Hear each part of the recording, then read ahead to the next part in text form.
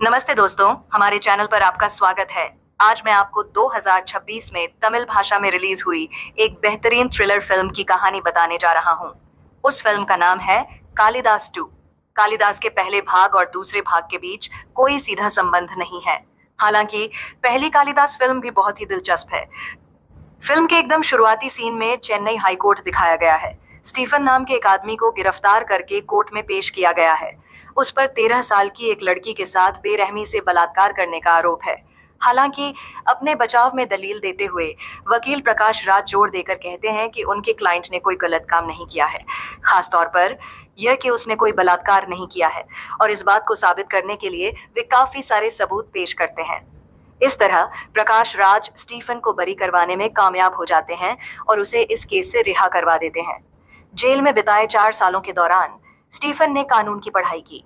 रिहा होने के बाद उसने उसी हाई कोर्ट में वकील के तौर पर काम करना शुरू कर दिया, जहां वह प्रकाश राज के जूनियर के तौर पर काम करता था। इसी बीच कहानी में हमारी मुलाकात कालिदास नाम के एक किरदार से होती है। जब कालिदास किसी काम से बाहर गया होता है तो उसे एक महिला का फोन आता है जो कहती है कि वह खतरे में है। कालिदास तुरंत उस जगह पर पहुंचता है जो महिला ने बताई थी, लेकिन वहां पहुंचकर उसे पता चलता है कि महिला के पति ने पहले ही उस महिला और उसकी बेटी दोनों की हत्या कर दी है और वहां से फरार हो गया है। नतीजतन कालिदास उस इलाके की जांच पड़ताल शुरू कर देता है ताकि ये समझ सके कि ऐसी दुखद घटना क्यों हुई होगी। फिर सीन चेन्नई के एक बड़े अपार्टमेंट कॉम्प्लेक्स में चला जाता है, जहां लगभग 300 परिवार रहते हैं। इस कॉम्प्लेक्स के अंदर 31 दिसंबर को एक शानदार जश्न मनाने की जोर शोर से तैयारियां चल रही हैं। इसी अपार्टमेंट कॉम्प्लेक्स में स्टीफन भी रहता है, वही आदमी जिसका बचाव प्रकाश राज ने पहले कोर्ट में सफलतापूर्वक किया था, उसकी बेगुनाही साबित की थी और उसे रिहा करवाया था। हालांकि स्टीफन अपनी ही दुनिया में खोया रहता है। वह शायद ही कभी किसी से बात करता है और पूरी तरह से अपने काम पर ही ध्यान देता है। उसी अपार्टमेंट कॉम्प्लेक्स में मित्रा नाम की एक छोटी लड़की भी रहती है। उसे पिल्लों से बहुत प्यार है। स्टीफन ने भी एक पिल्ला पाल रखा है, जिसे वह अपने घर के ठीक सामने खुली जगह में बांध कर रखता है। स्टीफन के कुत्ते को देखते ही मित्रा तुरंत उसके पास पहुंच जाती है। वह उसके साथ खेलने के लिए बहुत उत्सुक होती है। तभी उसके माता पिता वहां आ जाते हैं और उसे अपने साथ ले जाते हैं। यह सब देखकर स्टीफन साफ तौर पर निराश नजर आता है। उसे ऐसा महसूस होता है मानो उसके हाथ से कोई मौका निकल गया हो। इस घटनाक्रम से कहानी में यह संकेत मिलता है कि स्टीफन किसी खास और छिपे हुए मकसद से इस अपार्टमेंट कॉम्प्लेक्स में आया है और उस मकसद का संबंध मित्रा से है। इसी बीच जब कालिदास अदालत में एक मामले की सुनवाई के लिए मौजूद थे, तो उनके साथ मौजूद सिपाही की नजर भीड़ में मौजूद एक कुख्यात बदमाश पर पड़ती है। सिपाही जोर से कहता है, अरे, यह तो पांड्यन है, एक बहुत बड़ा अपराधी। भला ये यहाँ क्या कर रहा है? यह सुनकर कालिदास तुरंत उस बदमाश की ओर मुड़ते हैं और उसे गौर से देखते हैं। उन्हें यह आभास हो जाता है कि वह आदमी निश्चित रूप से किसी की हत्या करने के इरादे से ही अदालत परिसर में आया है। इस संभावित अनहोनी को रोकने के लिए कालिदास पूरी तरह से सतर्क हो जाते हैं और अपने आसपास की हर छोटी बड़ी चीज पर पैनी नजर रखते हैं। लेकिन ठीक वैसा ही होता है जैसा कालिदास को डर था। अदालत परिसर से एक व्यक्ति का अपहरण कर लिया जाता है और बाद में उसकी हत्या कर दी जाती है। जब इस बात की जांच की जाती है कि उसकी हत्या किसने की है, तो यह पता चलता है कि उसका हत्यारा कोई और नहीं बल्कि खुद स्टीफन ही था। अदालत से अभी अभी बाहर निकले स्टीफन ने ही शायद उस व्यक्ति का अपहरण किया होगा, उसे किसी दूसरी जगह ले जाकर उसकी हत्या कर दी होगी। हालांकि स्टीफन ने उस व्यक्ति की हत्या किस खास मकसद से की थी, इस बात का खुलासा अभी तक नहीं हुआ है। इसके तुरंत बाद स्टीफन अपने अपार्टमेंट में लौट आता है। वह अपने बैग से एक हथौड़ा निकालता है, अपने चेहरे पर एक नकाब पहनता है और किसी दूसरी जगह के लिए निकल पड़ता है। इस घटनाक्रम के जरिए कहानी में यह स्थापित किया जाता है कि स्टीफन एक सीरियल किलर है जो नियमित रूप से हत्याएं करता रहता है। इसके बाद कालिदास घटनास्थल पर पहुंचते हैं ताकि वे मामले की जांच पड़ताल कर सकें और वहां से कोई सुराग ढूंढ सकें। ठीक उसी समय एक वकील कालिदास को फोन करता है और उन्हें याद दिलाता है कि उन्होंने तलाक के लिए अर्जी दी थी। वकील उनसे अनुरोध करता है कि वे तलाक की औपचारिकताओं को आगे बढ़ाने के लिए अपने हस्ताक्षर कर दें।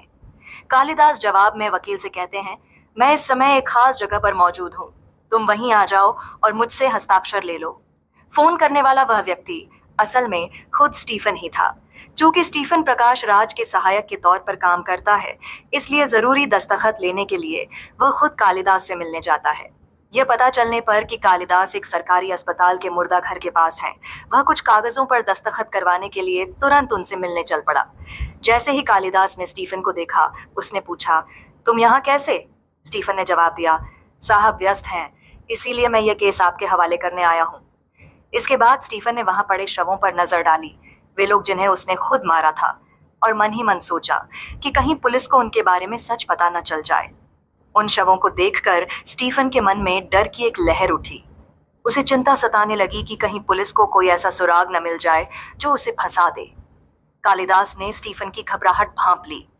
कालिदास ने तुरंत कागजों पर दस्तखत किए और उसे वहां से विदा कर दिया। ठीक उसी समय मृतक के दोस्त वहां आ पहुंचे और पुलिस को कोसने लगे। वे चिल्ला रहे थे, तुम लोग अभी तक उस आदमी की पहचान भी नहीं कर पाए जिसने हमारे दोस्त का कत्ल किया है। कालिदास तुरंत बीच में कूदा और मृतक के दोस्तों से भिड़ गया। उसने कहा, तुम लोग भी तो मेरे साथ ही कोर्ट में मौजूद थे ना? किसी ने तुम्हारे दोस्त का कत्ल किया और वहां से चलता बना। तुम लोग वहां आखिर कर क्या रहे थे? क्या तुम लोग बस हाथ पर हाथ धरे खड़े थे? जैसे ही कालिदास उस भीड़ पर चिल्लाया और उनसे पूछा कि वे लगातार उस पर क्यों चिल्ला रहे हैं, स्टीफन मृतक के दोस्तों को गुस्से से घूरता हुआ वहां से चला गया। अब दृश्य बदलता है और हम एक अपार्टमेंट कॉम्प्लेक्स में पहुंचते हैं, जहां नए साल का जश्न पूरे जोर शोर से चल रहा था। वहां हर कोई मौजूद था, गाना बजाना चल रहा था, लोग नाच गा रहे थे और खूब मौज मस्ती कर रहे थे। जब बच्चे खेलकूद का मजा ले रहे थे, तभी स्टीफन अपने पिल्ले के साथ वहां से गुजरा। मित्रा, जिसे पिल्लों से बहुत लगाव था, उसके ठीक पीछे पीछे चल पड़ी। 1 घंटे बाद का दृश्य, बच्चे अभी भी खेल रहे थे, लेकिन मित्रा कहीं भी दिखाई नहीं दे रही थी। जब उसके माता पिता को पता चला कि वह लापता है, तो उन्होंने पूरे अपार्टमेंट कॉम्प्लेक्स में पागलों की तरह उसकी तलाश की और तुरंत पुलिस को खबर कर दी। पुलिस विभाग बिना किसी देरी के घटना स्थल पर पहुंच गया। कालिदास और उसकी टीम उस जगह पहुंची। उन्होंने मित्रा के माता पिता से बात की और उन्हें दिलासा देते हुए कहा, कृपया घबराइए नहीं, हो सकता है कि आपकी बेटी कहीं छिप गई हो या शायद वह किसी नाली के पाइप में फंस गई हो। हम उसे जरूर ढूंढ निकालेंगे और उसे सुरक्षित बाहर ले आएंगे। वह उन्हें दिलासा देता है और उन्हें भरोसा दिलाता है कि उन्हें डरने की कोई जरूरत नहीं है। इसके तुरंत बाद कालिदास और उनकी टीम पूरे इलाके में मित्रा की तलाश शुरू कर देती है। फिर कालिदास अपने विभाग में अपने वरिष्ठ अधिकारियों को स्थिति के बारे में सूचित करता है और अपार्टमेंट कॉम्प्लेक्स के सभी सीसीटीवी फुटेज की बारीकी से समीक्षा करने लगता है। हैरानी की बात यह है कि सीसीटीवी फुटेज में मित्रा के परिसर से बाहर निकलने का कोई भी रिकॉर्ड नहीं मिलता है। नतीजतन टीम इस निष्कर्ष पर पहुंचती है कि चूंकि मित्रा के बाहर निकलते हुए कोई फुटेज नहीं है, इसीलिए वह निश्चित रूप से अभी भी अपार्टमेंट कॉम्प्लेक्स के अंदर ही कहीं होनी चाहिए। कालिदास तुरंत अपने वरिष्ठ अधिकारियों को इस मामले के बारे में जानकारी देता है। जवाब में उसका कमांडिंग ऑफिसर टिप्पणी करता है कि स्थिति कुछ जटिल लग रही है और उसकी सहायता के लिए एक और अधिकारी भेजने का वादा करता है। जांच को संभालने के लिए बाद में सहायक आयुक्त वैष्णवी को घटनास्थल पर भेजा जाता है। उसके पहुंचने पर जहां एक तरफ वैष्णवी पूछताछ कर रही होती है, वहीं दूसरी तरफ कालिदास सीधे अपार्टमेंट कॉम्प्लेक्स में रहने वाले कुंवारों के पास जाता है और उनमें से हर एक से पूछताछ शुरू कर देता है। हालांकि घटनास्थल पर मौजूद एक डॉक्टर ने पुलिस को बुरी तरह से फटकारा और उनकी नाकाबिलियत के लिए उन्हें डांटा। उसने उनकी तरफ देखा और ताना मारते हुए पूछा कि वे चोरों को कैसे पकड़ पाएंगे जब वे एक लापता छोटी बच्ची को भी नहीं ढूंढ पा रहे हैं।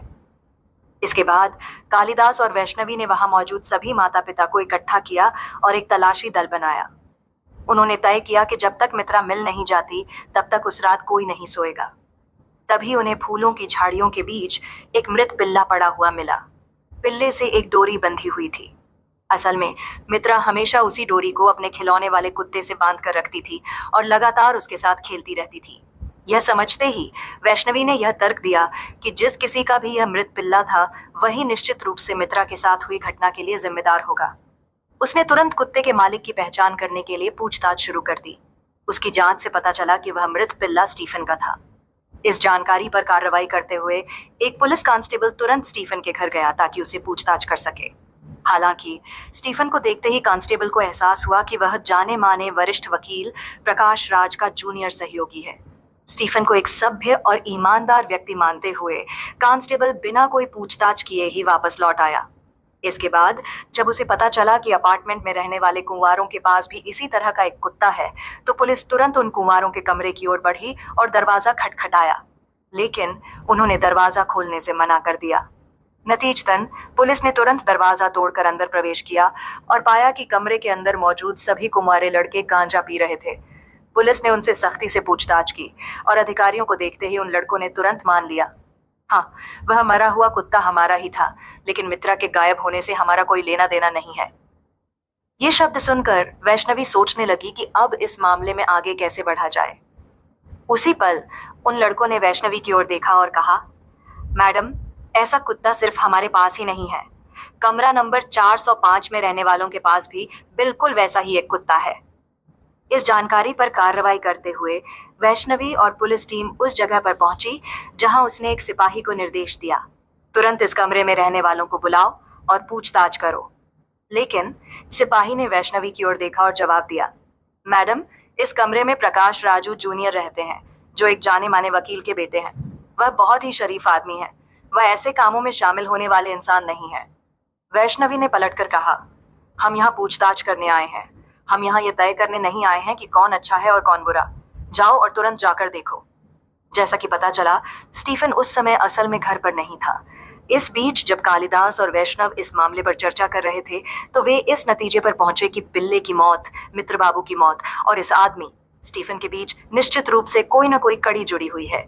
यह समझते हुए कि सच का पता लगाने के लिए उन्हें स्टीफन को पकड़ना ही होगा, वे उसकी तलाश में निकल पड़े। इसके बाद जब उन्हें पता चला कि स्टीफन एक चर्च में है तो वे वहां पहुंचे, उसे पकड़ लिया और उससे सख्ती से पूछताछ की। इस दौरान उन्होंने उसे बेरहमी से पीटा भी। फिर भी स्टीफन पूरी तरह से चुप रहा और उसने जिद पकड़कर चुप्पी साधे रखी। यह सारा नजारा देखकर वैष्णवी और कालिदास दोनों को यकीन हो गया कि वह कुछ न कुछ छिपा रहा है। जब प्रकाश राज को इस स्थिति के बारे में बताया गया तो वह तुरंत घटनास्थल पर पहुंचे और बीच बचाव करते हुए कहा, यह मेरा असिस्टेंट है, यह उस तरह का इंसान नहीं है, इस बेचारे का इस गुमशुदगी के मामले से कोई लेना देना नहीं है। लेकिन असिस्टेंट कमिश्नर, वैष्णवी ने पलटकर जवाब दिया, हो सकता है कि वह सचमुच आपका जूनियर हो और हो सकता है कि वह एक अच्छा इंसान भी हो, लेकिन क्या उसके खिलाफ बलात्कार का एक मामला अभी भी चल नहीं रहा है? वह असल में किस तरह का इंसान है, यह तय करना अदालत का काम है। आपको उसके चरित्र की गारंटी देने की कोई जरूरत नहीं है। यह सुनकर प्रकाश राज वैष्णवी की ओर मुड़े और जवाब दिया, ठीक है, कल उसे अदालत के सामने पेश करना, मैं भी देखूंगा कि तुम उसके खिलाफ क्या सबूत पेश कर पाती हो। और फिर मुड़कर वहां से चले गए। असल में पुलिस के पास इस बात का कोई भी सबूत नहीं था कि स्टीफन ने ही वह किडनैपिंग की थी। अगली सुबह अपार्टमेंट मैनेजर ने सीधे वैष्णवी को फोन किया और उससे तुरंत कॉम्प्लेक्स में आने को कहा। नतीजतन कालिदास और वैष्णवी दोनों वहां पहुंच गए। उनके पहुंचने पर अपार्टमेंट मैनेजर ने उन्हें बताया कि उन्हें बिल्डिंग के पीछे कांटेदार झाड़ियों में छिपा हुआ एक सूटकेस मिला है।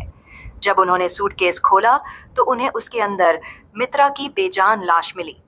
इस भयानक दृश्य को देखकर मित्रा के माता पिता, अपार्टमेंट कॉम्प्लेक्स के दूसरे रहने वाले और खुद पुलिस अधिकारी सभी बहुत भावुक हो गए और इस बात का अफसोस करने लगे कि वे सब वहीं मौजूद थे, फिर भी उस छोटी बच्ची को बचा नहीं पाए। इस बीच अपार्टमेंट कॉम्प्लेक्स में हर किसी ने मान लिया था कि स्टीफन ने ही मित्रा का मर्डर किया होगा। हालांकि पुलिस के पास अभी भी इस दावे को साबित करने के लिए कोई ठोस सबूत नहीं था कि स्टीफन ने ही बच्ची को किडनैप किया, अगवा किया और फिर मार डाला। ठीक उसी समय कालिदास और वैष्णवी को उनके सीनियर अधिकारी ने बुलाया, जिन्होंने उनसे सख्ती से बात की। मुझ पर ऊपर के अधिकारियों का बहुत ज्यादा दबाव है। तुम लोग स्टीफन, जिस आदमी को तुमने गिरफ्तार किया है, उससे सच क्यों नहीं निकलवा पा रहे हो? उस पर पहले से ही रेप का एक केस चल रहा है। साफ है कि तुम लोग ठीक से जांच नहीं कर पा रहे हो। वह बार बार जोर देकर कह रहा है कि वह इस केस को खुद ही संभालेगा। ये बातें सुनकर कालिदास को इस बात का एहसास हुआ कि वे एक छोटी बच्ची के मर्डर केस को सुलझाने में नाकाम रहे हैं। उसने फैसला किया कि चाहे कुछ भी हो जाए, उन्हें यह केस खुद ही सुलझाना होगा, भले ही इसके लिए उन्हें इसे गैर सरकारी तौर पर ही क्यों न सुलझाना पड़े। इस बीच अपार्टमेंट मैनेजर ने कालिदास को फोन किया और उनसे अकेले में बात करने की गुजारिश की। नतीजतन कालिदास और वैष्णवी तुरंत अपार्टमेंट मैनेजर के ऑफिस पहुंच गए।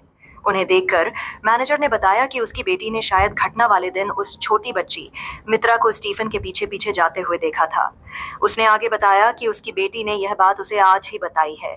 यह सुनकर वैष्णवी ने पूछा कि यह जानकारी पहले क्यों नहीं दी गई। मैनेजर ने जवाब दिया कि उसकी बेटी स्वभाव से काफी डरपोक है, इसीलिए वह उस समय कुछ बोल नहीं पाई। उसने समझाया कि उसकी बेटी ने अब जाकर हिम्मत जुटाकर उसे यह बात बताई है। ठीक उसी पल अपार्टमेंट मैनेजर को एक और फोन कॉल आता है। फोन पर बात करने के बाद मैनेजर, जो अब रो रही थी, यह बताती है कि उसकी बेटी की एक सहेली कथित तौर पर स्विमिंग पूल में गिर गई है और उसकी मौत हो गई है। यह सुनते ही हर कोई स्विमिंग पूल की ओर दौड़ पड़ता है। इस पूरी घटना को अपनी आंखों से देखते हुए वैष्णवी और कालिदास एक दूसरे की ओर देखते हैं और उन्हें एक बेहद अहम बात याद आती है। उस लड़की को तैरना बिल्कुल भी नहीं आता था।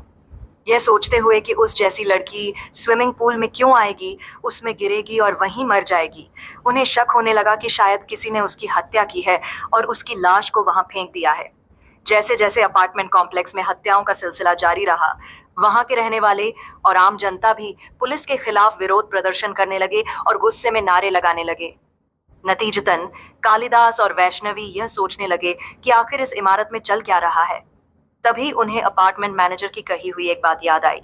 उन्हें याद आया कि उस मनहूस दिन युवा मित्रा ने स्टीफन का पीछा किया था, इसलिए उन्होंने तय किया कि स्टीफन को गिरफ्तार किया जाना चाहिए। ठीक उसी समय, और यह याद करते हुए कि मित्रा पहले एक खिलौने वाले कुत्ते के साथ खेल रहा था, वही खिलौना स्टीफन के अपार्टमेंट के ठीक सामने पड़ा मिला।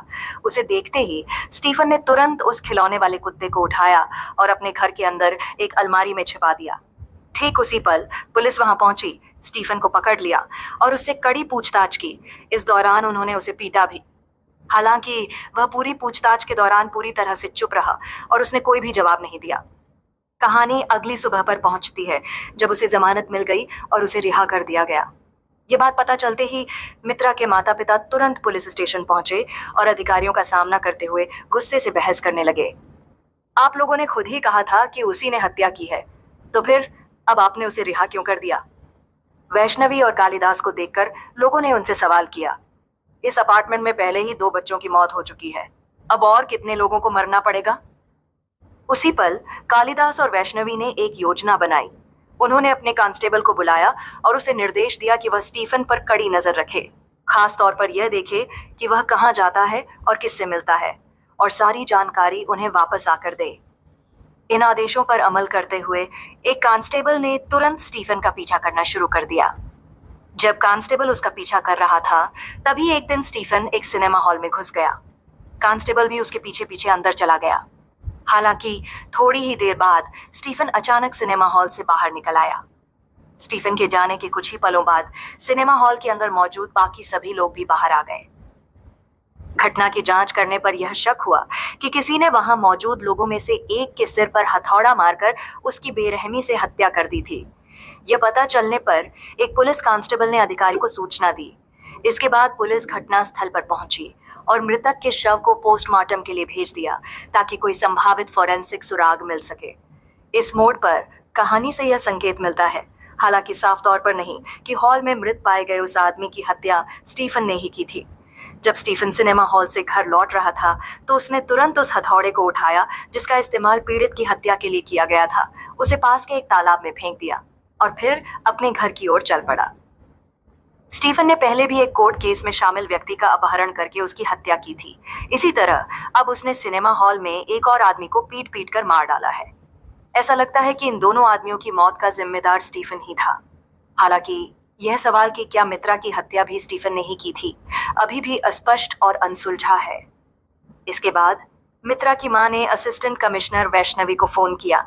वह फूट फूट कर रोते हुए उनसे मिन्नत करने लगी, मुझे आपसे अकेले में बात करनी है, प्लीज आप आकर मुझसे मिलिए। नतीजतन वैष्णवी और कालिदास दोनों साथ मिलकर मित्रा की मां से मिलने गए। उन्हें देखते ही वह बोल पड़ी, स्टीफन और मैं पहले एक दूसरे से प्यार करते थे। वह यकीनन मित्रा की हत्या नहीं कर सकता, वह बहुत ही अच्छा इंसान है। उसने आगे बताया, आपको याद है ना, 7 साल पहले कोर्ट में उसके खिलाफ एक केस दर्ज हुआ था, जिसमें उस पर एक लड़की के साथ रेप करने का आरोप लगा था। वह आरोप भी पूरी तरह से झूठा था, क्योंकि उस दिन स्टीफन मेरे साथ ही था। ये बातें सुनकर वैष्णवी ने पूछा, तो फिर तुमने उस समय ये बात क्यों नहीं बताई?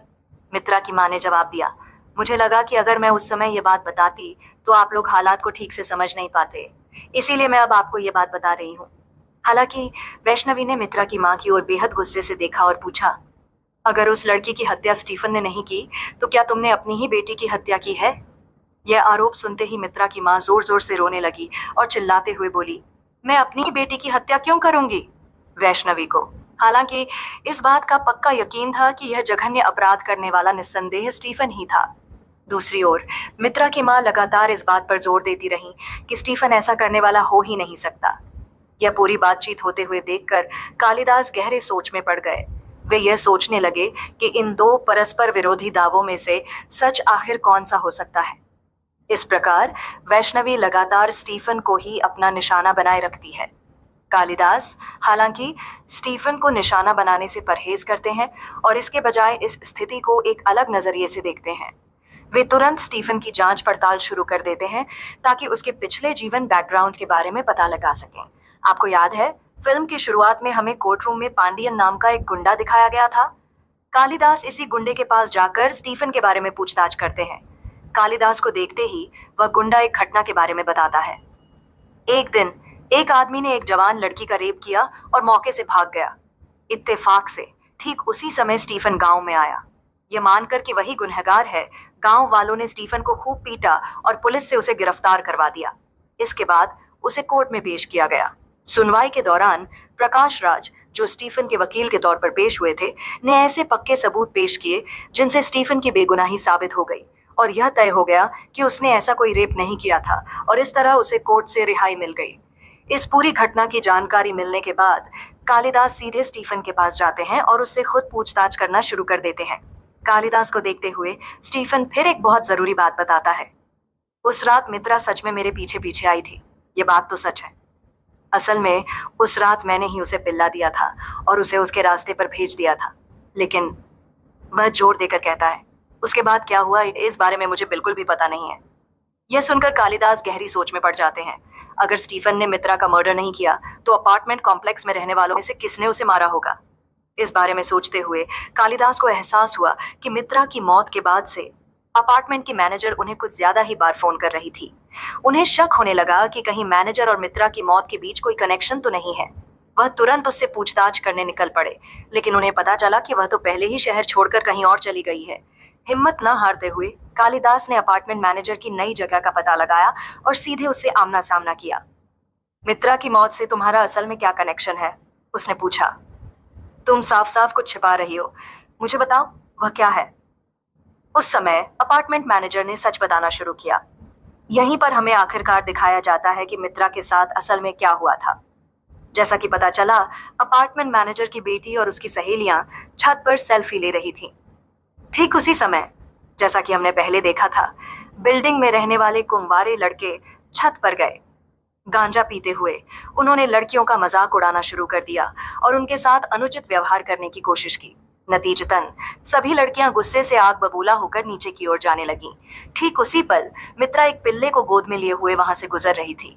यह देखकर और उन कुंवारे लड़कों के प्रति अपने गुस्से के चलते यह मानकर कि मित्रा की गोद में मौजूद पिल्ला उन्हीं का है, उन लड़कियों में से दो ने मित्रा से वह पिल्ला छीन लिया और उसे नीचे फेंक दिया। हालांकि चूंकि मित्रा ने उस पिल्ले को अभी भी कसकर पकड़ रखा था, इसलिए वह भी उसके साथ नीचे गिर गई और उसकी मौके पर ही मौत हो गई। वह यानी कहानी सुनाने वाली महिला घटनाओं का यह पूरा क्रम अपार्टमेंट मैनेजर कालिदास को बताती है। कालिदास तुरंत उसकी ओर मुड़ता है और पूछता है कि उसने यह अहम जानकारी पहले क्यों नहीं दी।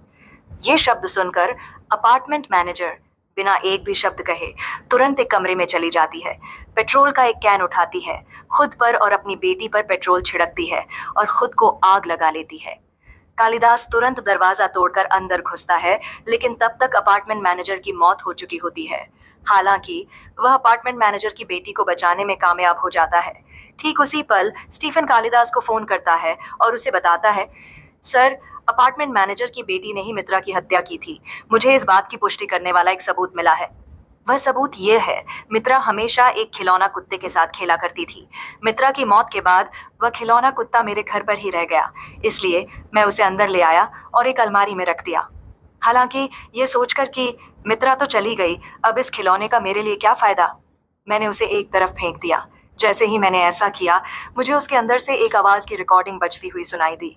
स्टीफन कालिदास को फोन करके पूरी स्थिति समझाता है और बताता है कि उस रिकॉर्डिंग में अपार्टमेंट मैनेजर की बेटी की आवाज है, जो बहुत घबराई हुई लहजे में बोल रही है और यह कबूल कर रही है मित्रा की हत्या मैंने ही की है। ये शब्द सुनकर और यह एहसास होने पर कि उसने अभी अभी उसी लड़की की जान बचाई है जिसने मित्रा की हत्या की थी, कालिदास उसकी ओर देखता है और गहरे अपराध बोध से भर जाता है। अचानक वह लड़की हरकत करती है और अपनी आंखें खोलती है। इसी रोमांचक मोड़ पर दर्शकों को यह सोचने पर मजबूर करते हुए कि आगे क्या होगा, फिल्म समाप्त हो जाती है और इसके साथ ही इसके अगले भाग सीक्वल की नींव रख दी जाती है। दोस्तों, अगर आपको यह वीडियो पसंद आया हो तो कृपया इसे लाइक करें और एक छोटा सा कमेंट जरूर करें।